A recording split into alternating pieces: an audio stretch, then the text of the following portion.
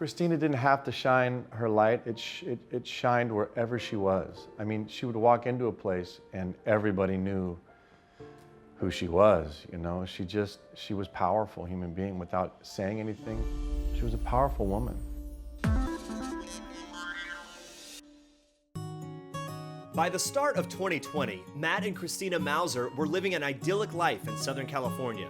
Happily married with 3 beautiful children, Matt was a professional musician, fronting the popular local band Tijuana Dogs and the tribute group Sinatra Big Band, while Christina was enjoying her dream job as an assistant basketball coach at retired Lakers legend Kobe Bryant's Mamba Sports Academy. Breaking news tonight, shockwaves across the basketball world and beyond. But on January 26th, a tragic helicopter crash took Christina's life, along with 8 others, including Kobe Bryant and his 13-year-old daughter, Gianna. I was getting ready and I had a show that afternoon. And so I had slept late because I had a show the night before, and she came and kissed me goodbye. She kissed me and said, "I love you." And I was so tired, I forgot, I didn't wake up. I didn't realize what would happen until she walked out their bedroom door, and I was like, oh, I'm too tired. I regret it. And I was getting ready, I was brushing my teeth, and I didn't receive a text from her, and I was like, oh, she always kept me abreast of everything, getting on, here, da-da-da. And I didn't receive anything, and then my bandmate called with the news and was like, is Christina okay? And I just fell to the ground. You know, it's like you can imagine, just the worst moment of your life. Matt and Christina first got to know Kobe while they were both working at the Harbor Day School in Corona Del Mar, 45 miles south of Los Angeles, where Gianna Bryant was a student. I met Kobe, he went on a field trip with me down to San Diego. I was a teacher, he was a chaperone. And we started talking basketball, we started talking music.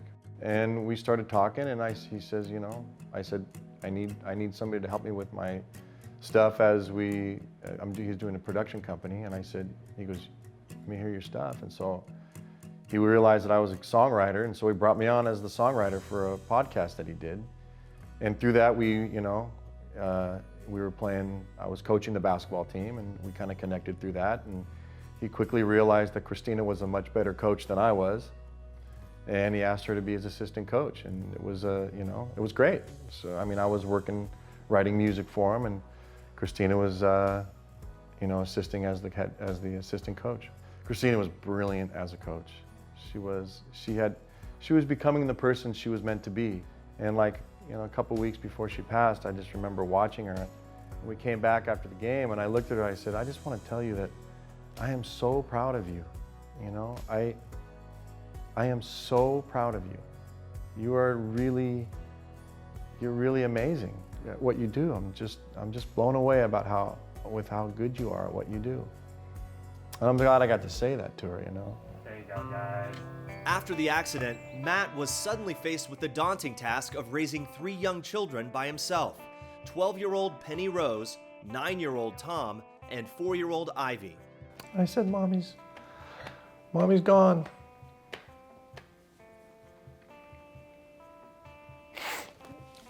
They screamed.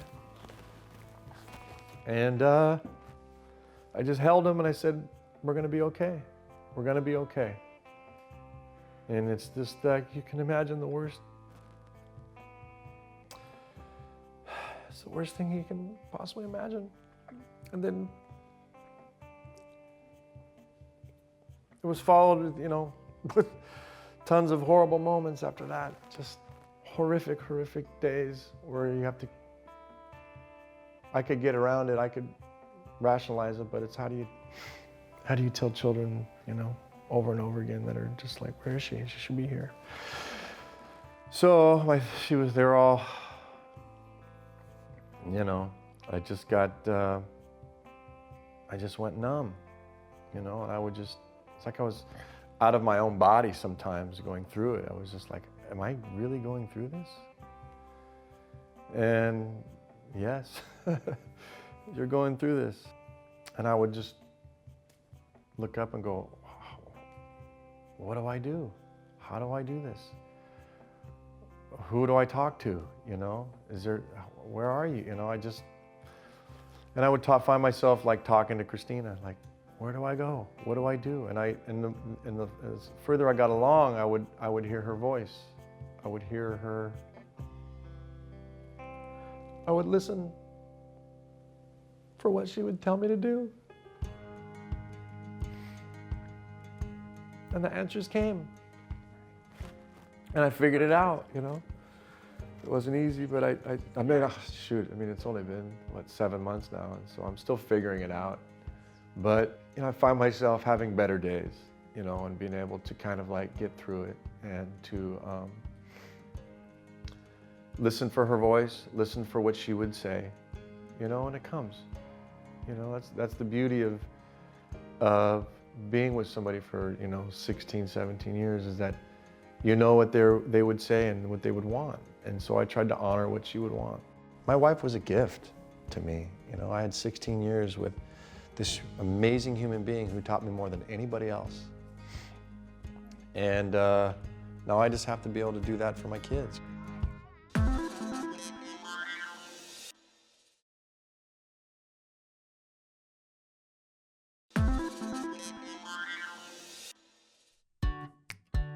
It's been 7 months since Matt Mauser lost the love of his life and mother of his 3 children. While he continues to struggle with his loss, he has found a meaningful way to honor Christina's memory.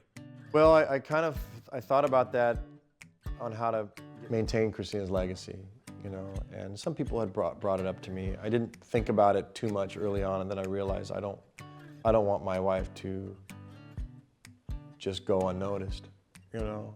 We've got a bit of a platform here, and I want people to know who she was and what she represented for so many, for not just for me, but for women and for girls and for moms and for, you know, people that, you know, are in sports and parents. You know, she was all those things. Matt is launching the Christina Mauser Foundation, a nonprofit organization dedicated to providing scholarships and support to young women in sports. I hope through the foundation we can not only help women get a better example on how to be strong and be positive and to be good athletes and good parents and mothers, but we can help men too, you know. It's like, I think we teach each other. I think we like to categorize people so easily. Well, she's strong for women, but you know what? I learned from her. My son learned from her. The people that she worked with from her, you know. Kobe, the other coaches, they all learned from her. I mean, so we can all learn. You know, in addition to teaching young girls, she's going to teach everybody on what it means to treat women right, on what it means to be a strong woman, have respect for a strong woman. And she gave me a roadmap, and I want to continue that. The foundation is also partnering with the Rose Bowl Institute to present the annual Christina Mauser Scholarship. The first scholarship will be awarded next month at the Rose Bowl Institute's Women Empowerment Symposium, a 3-day event beginning September 16th. I see that, you know, sports is going to be our avenue at first, getting scholarships to girls who represented a lot of the things that Christina stood for. You know, citizenship, leadership, integrity, you know, being kind to others, being aggressive and being okay with being aggressive while still maintaining good sportsmanship. But as it branches out, I would like to help mothers in sports, you know, mothers that are coaches, and single parents, you know. I'm a single parent. And I have a much greater appreciation for how hard it is to be a single parent. There you go. Perfect, guys. Meanwhile, Matt and his 3 children have found their own, more personal ways to keep Christina close to their hearts. We look at the stars at night, and Venus was my favorite star. And so we'll look, and that's Mom. So we say, that's Mom, say hi to Mom. And we laugh, and we had the model, Christina would say, no wimps. She used a stronger word. But she would say, no wimps. So when things would get bad, I'd say, no wimps. And so, you know, she was, and we laugh, we sing. Times like these, I feel the breeze. We dance. You know, it's like, I make the kids dance. We sing every day. We have one that we sing. It's called I Thought About You. I took a trip on a train and I thought about you. Such a beautiful song. I play on the piano. And I made them all learn it. And that's kind of that, that's when we think of Mom. You're gonna have to figure it out. You know, the love of your life is gone. And what are you gonna do?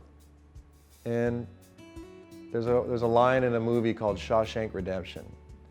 And it says, get busy living or get busy dying. I don't know why that resonated with me, but it's like, my wife would say, go. I would listen to what she would want. She would say, get yourself back out there, live your life, take care of my kids, and do the best you can. Don't give up. That's what she said to everybody. She would say, let's go. And I can hear her voice, you know, telling me to, don't be a wimp. Don't be a wimp.